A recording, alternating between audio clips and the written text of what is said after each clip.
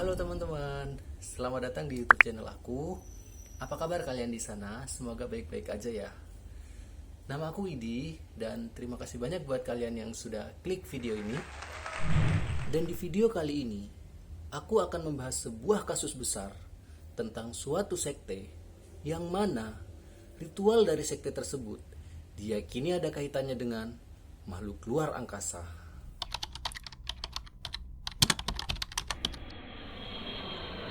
Tanggal 26 Maret 1997 menjadi sebuah saksi atas peristiwa yang sangat menggemparkan di San Diego, California.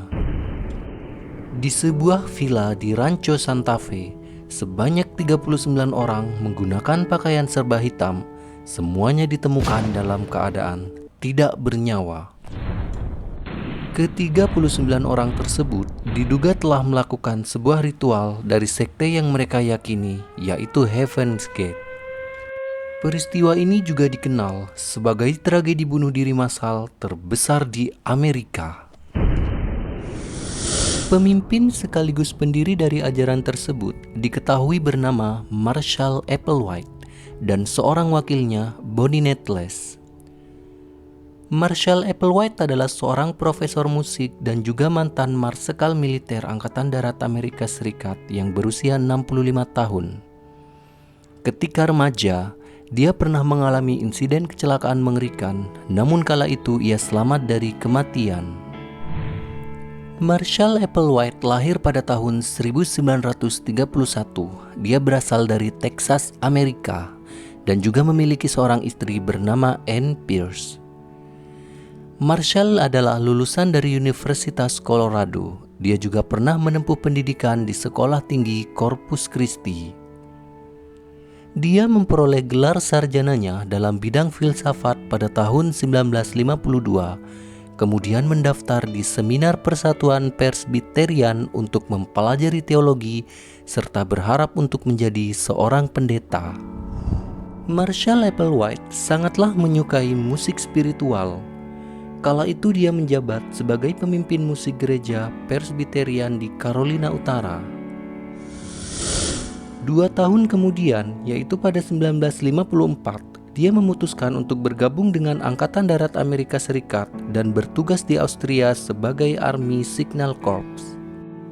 Akan tetapi, tak lama sejak penugasannya, Applewhite lalu keluar dari militer pada tahun 1956 dan lebih memilih untuk melanjutkan hobinya, yaitu bermusik.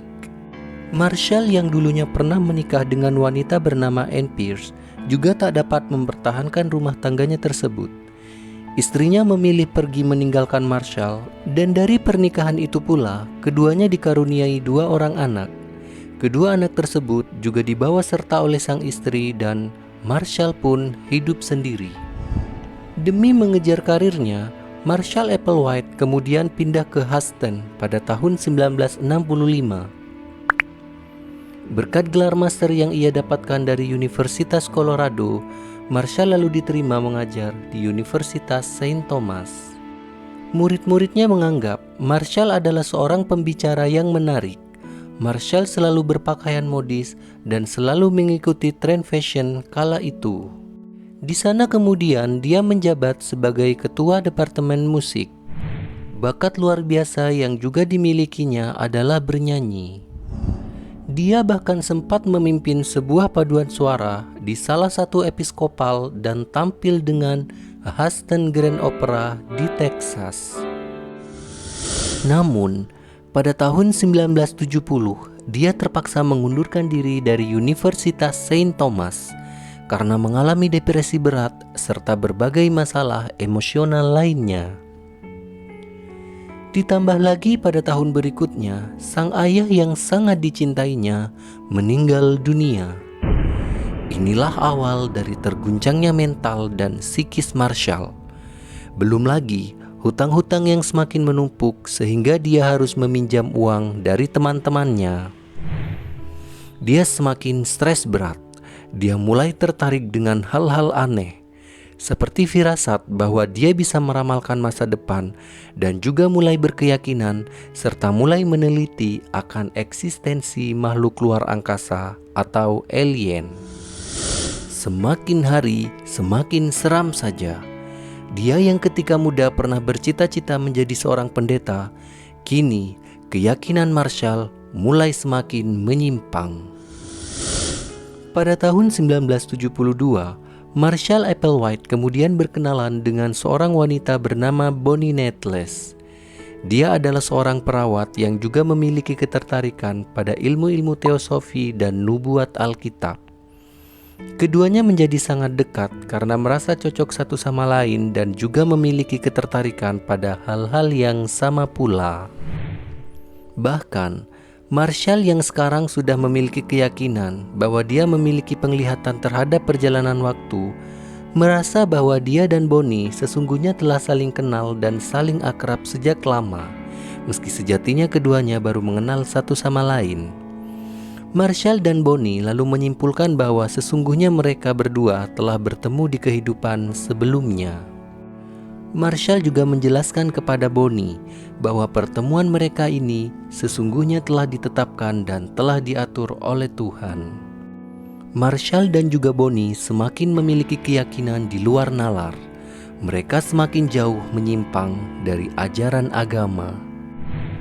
Keduanya terus mempelajari dan meneliti ilmu-ilmu tentang astrologi dan mendalami sebuah Alkitab versi dari Raja James. Seolah-olah mereka hendak menggabungkan keduanya. Marshall dan Bonnie menciptakan teori dan keyakinan mereka sendiri. Hingga akhirnya pada tahun 1974, keduanya menyimpulkan bahwa sesungguhnya mereka adalah orang-orang terpilih dan juga orang-orang suci yang telah diutus oleh Tuhan untuk menyampaikan tugas-tugasnya. Mereka segera hidup berdampingan. Meski mereka tinggal bersama, hubungan mereka bukanlah hubungan seksualitas. Marshall dan juga Bonnie tetap memegang teguh keyakinan mereka sebagai orang-orang terpilih yang suci. Mereka kemudian membuka sebuah toko buku, yang mana sebagian besar dari buku-buku itu adalah buku-buku tentang latar belakang spiritual. Di sana pula kemudian mereka mulai mengkampanyekan keyakinan yang sedang dianutnya. Sebagian orang menanggapinya hanyalah bualan semata, tapi ada juga beberapa orang yang mempercayai ajarannya. Marshall dan Bonnie juga mendirikan sebuah tempat yang diperuntukkan bagi orang-orang maupun komunitas yang sedang menggali pengetahuan untuk mengajarkan mistisme dan teosofilus. Meski tak lama, akhirnya tempat itu pun mereka tutup. Setelah semuanya dirasa sudah cukup matang, yakni pada akhir tahun 1970-an, Marshall dan Bonnie melakukan sebuah misi besar mereka, yakni melakukan perjalanan suci guna mengajarkan kepercayaannya kepada banyak orang. Perjalanan spiritual itu mereka lalui dengan berjalan kaki. Mereka mengajak orang-orang yang sudah merasa putus asa dan sudah tidak berguna dalam hidup untuk kembali percaya bahwa dengan melupakan hal-hal duniawi seperti harta, hubungan seksualitas, rumah tangga, serta mensucikan diri dari itu semua, maka niscaya mereka akan menjadi orang-orang terpilih yang akan mendapatkan keistimewaan pada kehidupan mereka berikutnya. Begitulah keyakinan yang diajarkan oleh Marshall dan juga Bonnie. Dalam perjalanan spiritual itu, mereka hanya mempunyai sedikit uang, dan demi membiayai perjalanannya, Marshall dan Bonnie bekerja apa saja, bahkan terpaksa mereka sering menjual darah untuk kebutuhan medis. Mereka benar-benar menjalani hidup sederhana demi terus mengajarkan keyakinan yang dianutnya. Karena Marshall dan Bonnie dengan tekun dan sangat memegang teguh kesucian dalam menyampaikan ajaran barunya itu, maka perlahan akhirnya mereka mulai mendapatkan satu persatu pengikutnya. Mereka juga mulai mendatangi pelosok-pelosok Amerika guna mengkampanyekan ajarannya tersebut. Marshall juga kemudian semakin dalam mempelajari ilmu tentang astrologi dan mulai melakukan beberapa penelitian terhadap eksistensi makhluk luar angkasa. Bahkan, dia mencoba melakukan eksperimen untuk bisa berkomunikasi dengan sang alien kepercayaannya tersebut. Dia menjelaskan kepada pengikutnya bahwa sejatinya tubuh itu hanya merupakan wadah bagi jiwa manusia. Kemudian jiwa-jiwa itulah yang nantinya akan mencari wadah baru di kehidupan berikutnya di alam lain. Dan dengan perantara makhluk luar angkasa itu pula yang nantinya akan diutus untuk menjemput mereka menuju tingkatan kehidupan yang lebih tinggi. Agar bisa mendapatkan wadah atau kehidupan baru yang lebih baik, maka mereka diwajibkan untuk mensucikan diri, yaitu dengan meninggalkan kesenangan-kesenangan duniawi seperti seksualitas, berumah tangga, maupun hal-hal yang berkaitan dengan materi. Dan atas dasar itu pula, kemudian sang pemimpin yaitu Marshall dan Bonnie mulai memberlakukan sebuah aturan baru yang mengundang banyak kontroversi, yaitu operasi pengebirian. Mereka menjelaskan bahwa rintangan terberat dalam menjalankan keyakinannya yang dianutnya adalah hasrat seksual, maka dengan dikebiri, hasrat itu akan hilang. Dan sekali lagi, para pengikut kultus agama Heaven Gate menyanggupi perintah pemimpinnya tersebut. Entah apa yang ada dalam benak orang-orang itu, mungkin mereka benar-benar tertarik dengan kehidupan lain setelah kematian seperti yang dijanjikan melalui perantara makhluk luar angkasa. Pada September 1979, pengikut kultus Heaven Gate telah berjumlah 70 orang. Dan pada tahun itu pula, kelompok penganut sekte ini mendapatkan sejumlah dana yang cukup besar. Diketahui bahwa dana tersebut berasal dari warisan salah satu pengikutnya. Para pengikut Marshall dan Bonnie bahkan rela meninggalkan keluarga mereka demi untuk menjalani kehidupan yang suci dan memilih untuk hidup secara terisolasi dari dunia luar. Sungguh ajaran yang cukup meresahkan. Namun begitu, mereka tetap percaya bahwa apa yang diajarkan merupakan perintah dari Tuhan. Mereka lalu menyewa beberapa rumah di bagian pedesaan di New Mexico. Bahkan kemudian di sana mereka membeli sebagian tanah dan membangun sebuah barisan perkemahan yang mereka sebut dengan kapal bumi. Di sana pula mereka meyakini akan menjadi tempat penjemputan itu nanti. Tahun 1985 menjadi tahun yang cukup berat bagi kultus keagamaan Heaven Gate. Karena tahun itu mereka kehilangan salah satu pendirinya, yaitu Bonnie Nettles. Bonnie meninggal dunia karena penyakit kanker yang dideritanya. Marshall Applewhite sangat berduka karena Bonnie lah yang selama ini menemaninya dalam mendirikan kultus tersebut. Kepergian Bonnie akhirnya berdampak buruk pada kesehatan mental Marshall. Dia kembali mengalami depresi, namun para pengikut setianya tetap memberikan dukungan padanya.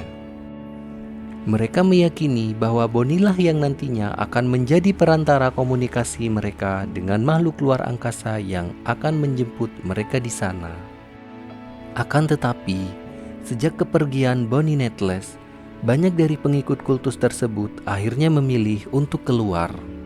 Mereka merasa bahwa Marshall Applewhite sekarang sering membuat peraturan yang berubah-ubah. Seperti diizinkannya mereka menemui keluarga di saat hari besar dan melonggarkan para pengikutnya untuk kembali bekerja sehingga mereka tak lagi menjalani kehidupan yang terisolasi. Hingga beberapa tahun kemudian, pengikut Heaven Gate semakin berkurang dan hanya menyisakan kurang dari 50 orang. Marshall Applewhite terus mendoktrin mereka agar tetap berpegang teguh terhadap keyakinannya itu. Hingga sebuah kengerian yang akan terekam dalam sejarah kelam kultus Heaven Gate akan segera terjadi. Semua itu bermula pada tahun 1997, tepatnya pada tanggal 21 Maret. Terjadi sebuah fenomena alam atau peristiwa astronomi, yaitu komet Hale-Bopp mencapai titik terdekatnya dengan matahari. Komet tersebut terlihat sebagai bulatan kecil cahaya dengan ekor yang panjang. Bahkan, Badan Antariksa Nasional Amerika atau NASA menyebutkan komet itu dapat dilihat dengan mata telanjang di langit kota Chicago yang terang. Marshall Applewhite yang juga telah mempelajari akan fenomena tersebut mengatakan bahwa inilah saat di mana mereka akan dijemput oleh makhluk luar angkasa. Mereka juga meyakini bahwa di balik komet tersebut terdapat pesawat luar angkasa yang di dalamnya juga sudah ada Bonnie Netless yang akan segera menjemput jiwa mereka menuju tingkatan kehidupan yang lebih tinggi. Marshall Applewhite yang sejatinya merupakan pemimpin karismatik mulai berencana untuk berziarah menuju California, mengajak serta para pengikutnya ketika masa transisi komet tersebut dirasa sudah dekat. Mereka kemudian menyewa sebuah rumah di Rancho Santa Fe guna melakukan sebuah ritual yang akan menggemparkan dunia. Marshall Applewhite sempat melakukan sebuah pidato perpisahan di depan para pengikutnya. Sekali lagi, dia mengingatkan bahwa agar bisa terhubung dengan pesawat luar angkasa tersebut, mereka harus melepaskan jiwa mereka dengan tubuhnya. Mereka juga bahkan sempat mengabadikan sebuah video ajakan di mana mereka menawarkan kesempatan terakhir pada umat manusia untuk mengevakuasi bumi. Hal itu kemungkinan ditujukan kepada para pengikut lainnya yang sebelumnya telah keluar dari kultus tersebut. Kemudian, ketika Marshall Applewhite dan para pengikutnya telah berkumpul, yakni pada tanggal 22 Maret 1997, dia menggelar penjamuan terakhirnya. Mereka semua bersuka cita. Penantian yang selama ini ditunggu-tunggu akhirnya datang juga. Mereka benar-benar telah meyakini bahwa peristiwa astronomi kala itu ada kaitannya dengan ajaran yang mereka yakini. Hingga pada keesokan harinya, tragedi besar itu pun terjadi. Pada tahap pertama, sebanyak 15 orang pengikut Marshall Applewhite melakukan ritual bunuh diri dengan meminum fenorbital penenang yang dilarutkan dalam jus apel dan vodka. Di hari berikutnya, kembali sebanyak 15 orang melakukan ritual yang sama. Dan kemudian diakhiri pada hari ketiga, sebanyak 9 orang lainnya kembali meninggal dunia. Marshall Applewhite diketahui adalah satu dari 4 orang terakhir yang meninggal. Sungguh kejadian yang sangat memilukan. Pada tanggal 26 Maret 1997, yakni 2 hari setelah kejadian, seorang sheriff bernama Robert Bang mendapat laporan bahwa ada lusinan orang ditemukan tak sadarkan diri di sebuah rumah di Rancho Santa Fe. Tim penyidik mengatakan ke-39 orang tersebut terdiri dari 21 orang perempuan dan 18 orang laki-laki. Jenazah mereka ditemukan dalam keadaan terbaring berbaris rapi di atas tempat tidur, dan semuanya mengenakan pakaian serba hitam yang dilengkapi dengan pin bertuliskan Heaven Gateway Team. Kasus ini kemudian menjadi sangat besar dan melibatkan banyak media kala itu. Kejadian ini bahkan disebut-sebut sebagai tragedi bunuh diri massal terbesar sepanjang sejarah Amerika.